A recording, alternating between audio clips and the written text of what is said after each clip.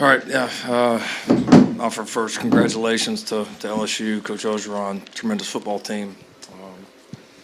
Played very well, very deserving. They're impressive. Yeah, it's a disappointing locker room right now. I mean, what can you say? I thought the game, we traded blows early.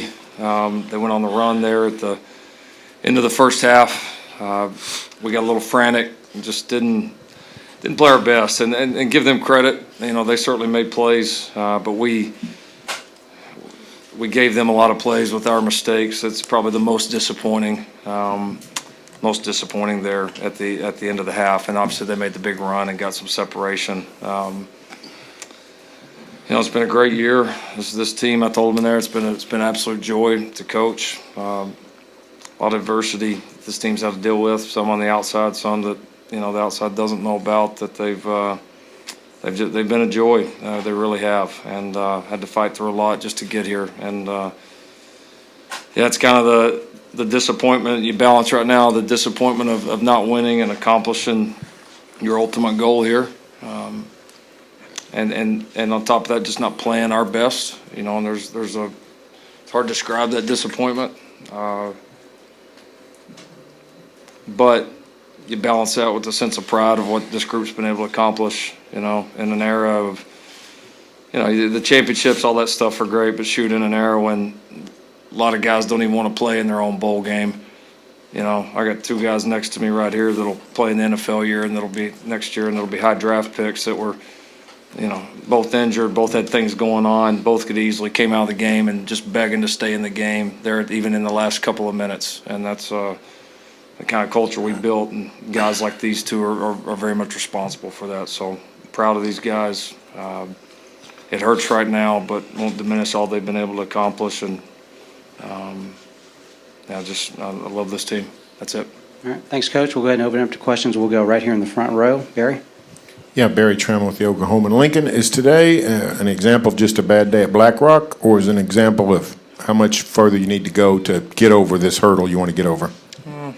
LSU's a good team. Like I said, they're a good enough team that, you were going to trade blows with them no matter what. And, we made some uncharacteristic mistakes there in kind of the second quarter, into the first quarter, the second quarter, that we haven't made some all year. And, you can't give a team like that any help. And then certainly, the not having a few of the guys, certainly Buki getting ejected on the targeting was a huge play in the game. We lost our composure there a little bit, lost our sense of focus, and it hurt us, and LSU capitalized on it. So give them credit. Certainly didn't play our best. Where that is in the big picture, I honestly don't really care. Dean? Coach, this is the second year in a row of slow starts, putting yourself behind, and just having too big of a gulf to catch up. Can you put your finger on anything? Is it tenseness? Can you point to anything? Nah, this one's different. Bama last year jumped up. It was 28-0 before you could even blink. We weren't really playing good on any of the sides. I thought we kind of steadied after we hit the big play to CD, and then Kennedy scored the first touchdown. I felt like we were going to kind of steady there. And and we traded blows early. It was just that run there. And, what it is, you play really good teams in this playoff, and when you don't play your best ball, good teams are going to take advantage of it. And LSU took advantage of us not playing our best ball there, and then there were just some pivotal third, big, like there's going to be in these games, but some pivotal third downs that they made, a couple of unbelievable plays, a couple that we made, a couple headed plays. Several opportunities offensively that were just that far away, but in games like this, that's the margin of error. Okay, right here in the front row on the left. James Hale, Sports Talk 1400, The Ref. Lincoln, when Buki got ejected, you had to go to an inexperienced player. Woody's a really talented guy, but still, how much did that put you in the 8 ball, knowing the injuries and things that you've had back there? Yeah, it was challenging. Broyles was our primary replacement for Turner Yell getting hurt, and so we worked Broyles, had to just crash course him at safety, over the last week to get him ready. And then all of a sudden now he's got to play nickel, and so, those guys are going to continue to be good players. Yeah, you'd love to have gone in with the other ones. That wasn't the hand we were dealt. And there's, they got some good players. Was that a factor in the game? Yes. Was it a deciding factor? No. Some of our mistakes and inability to play our very best was the deciding factor.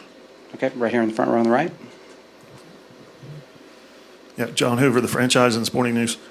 Bob used to say when these things got sideways sometimes, and even when they didn't, that the other team that you're playing against, a championship team in these big game settings, they're awful good, and that makes the difference. Did that happen tonight, where this thing got going sideways, partially because they were awful good, and then they kept it going that way because they were so good? Yeah, in other words, the other team's talent. No, they're a good team. There's no question about it. I mean, you look at their quality wins this year.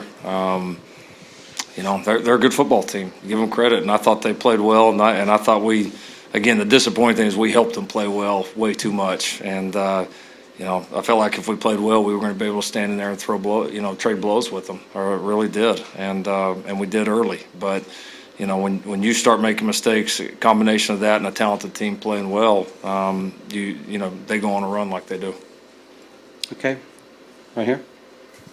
Garen Amick of the Tulsa World. I was going to ask Neville and Jalen for your perspective on what LSU did that was so effective. On Neville, if you could speak to what they did offensively that was effective, especially maybe even surprisingly so. And Jalen, if you could say the same about LSU's defense.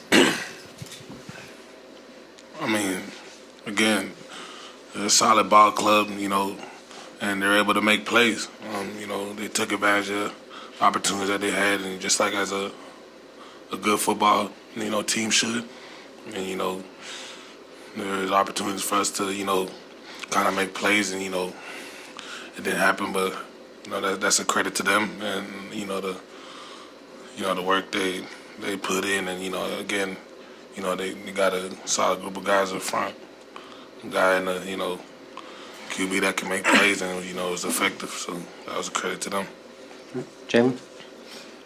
Yeah, just talk about the missed opportunities we had, leaving money on the table, just going out there and taking advantage of every opportunity we have against teams like this, in games like this.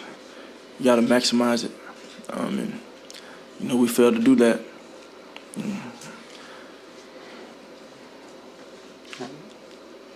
Yeah, go ahead.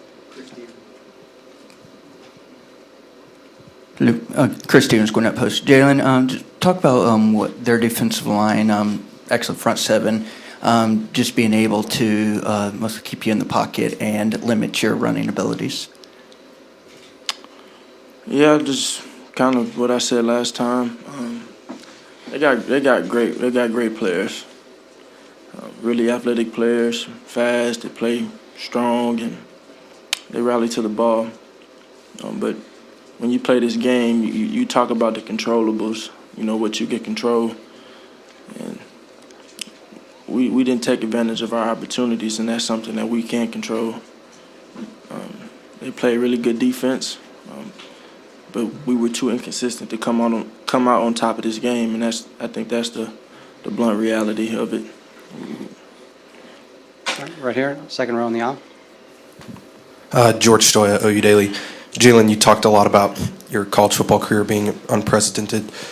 Take me through, how do you hope, OU fans in this program just remember your time here at Oklahoma, being here only, 12 months? It's hard to just sit here and reflect on 4 years, a whole year with my brothers this year, all of that right now. It hurts me. You talk about how much it means to you and the team. It's supposed to hurt.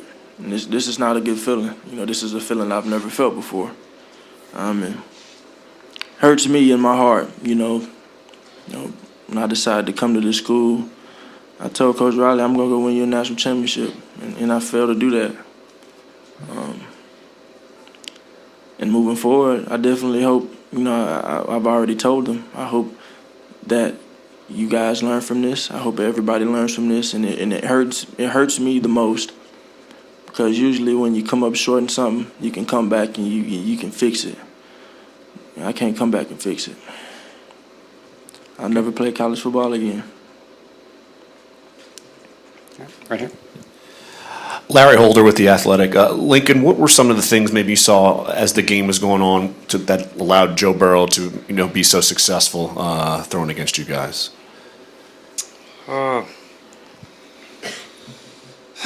We had a hard time, obviously, corralling him back there. We're certainly not the only ones that have. They've got a good offensive line. We had a couple opportunities to get him on the ground, that we didn't. They made a couple plays in scramble, just a couple with pretty good coverage, competitive plays. I mean, those are going to happen from time to time. The biggest disappointing thing for me was the bust that we had defensively, and that's been something all year we've done a tremendous job of. We have had, for being in year one of a system, we have had remarkably few busts throughout the year, and it's been a big key to, why we've, done some of the things we've been able to do defensively and made such huge strides like we have. And we gave them a few there that are probably the most disappointing. So, he's a good player. He's got good players around him.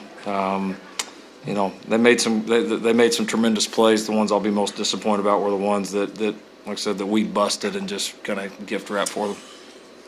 Time for a couple more. We'll go right here again in the front.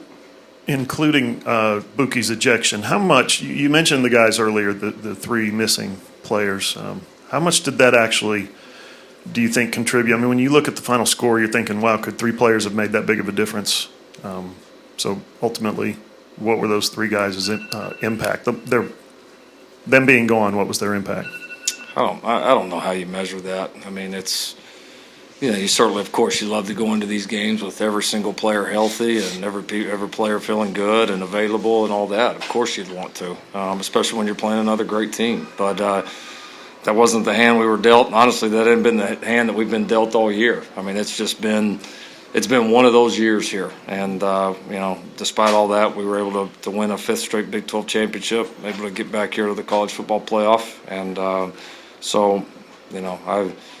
I'll be happy to talk about the guys that did play, though. All right. Right here, back to Barry. Barry Trammell with the Oklahoma. Jalen, you've played against LSU before. What's different about this LSU team than the ones you played when you were at Alabama? I think the obvious difference is they're scoring 50-something points. I think they've always had a really good defense, and they have this year. They've always had great players. They have a hell of offense, and it's all a credit to how efficient they've been. A lot of respect for them.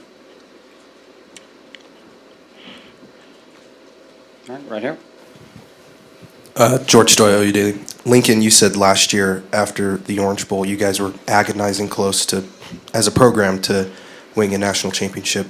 You guys are back at the playoff. Obviously, not the result you wanted, but how close is this program to reaching that? We're continuing to make strides. There's no doubt about it. Just putting yourself here 4 times in 5 years that's so hard to do, man. It's so hard to do. And I think we've made some great improvements with the program. I'm excited where we're headed defensively. I think we've just scratched the surface about how good we can get on that side. And this program's got a championship DNA. We kind of find a way, and we'll be back. All right, we're going to end it there. Thank you, gentlemen.